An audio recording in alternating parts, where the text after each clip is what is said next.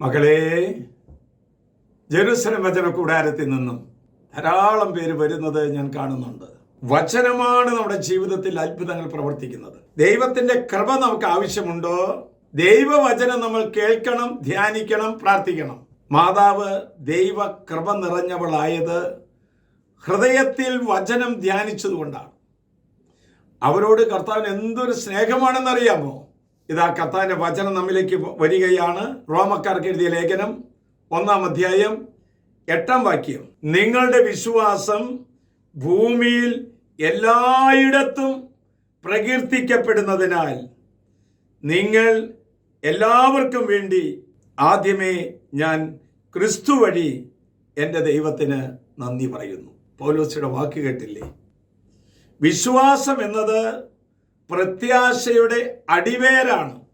ജീവിതത്തിൻ്റെ വഴിയാത്രകളിൽ വിശ്വാസത്തിൻ്റെ കെടാവിളക്കുമായിട്ട് കടന്നു നീങ്ങിയിട്ടുള്ളവരാണ് നമ്മുടെ പൂർവികരായ എല്ലാവരും തന്നെ.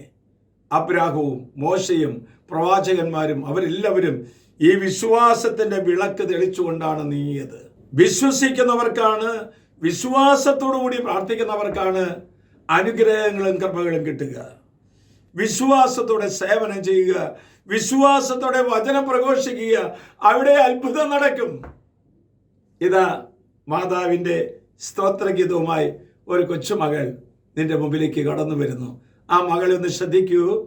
മറിയത്തിന്റെ സ്തോത്രഗീതം ലൂക്ക 1:46 മുതൽ 55 വരെ.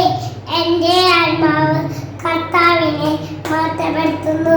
എൻ്റെ ചിത്തം എൻ്റെ രക്ഷകനായ ദൈവത്തിൽ ആനന്ദിക്കുന്നു. അവിടുന്ന് തന്റെ ദാസിയുടെ താഴ്മയെ കടാക്ഷിച്ചു.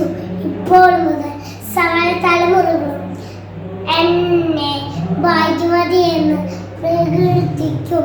ശക്തനായവൻ എനിക്ക് വലിയ കാര്യങ്ങൾ ചെയ്തിരിക്കുന്നു. അവിടുത്തെ നാമം പരിശുദ്ധമാണ്. അവിടുത്തെ ഭദ്രനമേ തലമുറ തോറും കരുണ വർഷിച്ചു. തന്റെ ഭുജം കൊണ്ട് ശക്തി പ്രവർത്തിച്ചു. ഹൃദയ വിചാരത്തിൽ അവരിക്കുന്നവരെ ചിതറിച്ചു.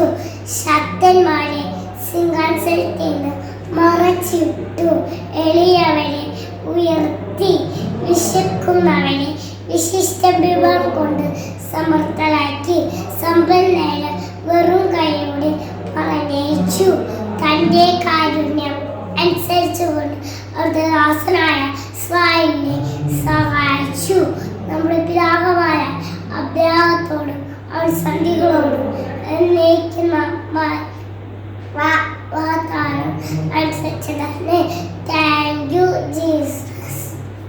കേട്ടില്ലേ? കർത്താവ് അരുളി ചെയ്ത കാര്യങ്ങൾ എന്നിൽ നിറവേറും എന്ന് വിശ്വസിച്ചവൾ ഭാഗ്യവതി. ആ കുഞ്ഞിൻ്റെ നിഷ്കളങ്കതയാണ് ആ കൈകളും ആ കണ്ണുകളിലൂടെയും നമ്മുടെ ഹൃദയത്തിലേക്ക് കടന്നു വന്നത്. വിശുദ്ധമായവ വിശുദ്ധിയോടെ ചെയ്താൽ നമ്മളും വിശുദ്ധരായിത്തീരും. ആശ്വാസപ്രദമായ രാത്രി, പ്രതീക്ഷാ നിർഭരമായ പ്രഭാതം, സൽപ്രവർത്തികൾ നിറഞ്ഞ ദിവസം നൽകി നമ്മെ എല്ലാവരെയും അവിടുന്ന് അനുഗ്രഹിക്കട്ടെ. നമ്മുടെ കർത്താവ് യേശു മിശിഹായുടെ കൃപയും പിതാവായ ദൈവത്തിൻ്റെ സ്നേഹവും പരിശുദ്ധാത്മന്റെ സഹവാസവും പരിമളവും നാം എല്ലാവരോടും പരിശുദ്ധ കന്യാമറിയത്തിൻ്റെ മാധ്യസ്ഥം എല്ലാ വ്യക്തികളോടും കുടുംബങ്ങളോടും ഉദ്യമങ്ങളോടും കൂടി ഉണ്ടായിരിക്കട്ടെ. രോഗികളുടെ കൂടെ ഉണ്ടായിരിക്കട്ടെ, ഇപ്പോഴും എപ്പോഴും എന്നേക്കും. ആമേൻ.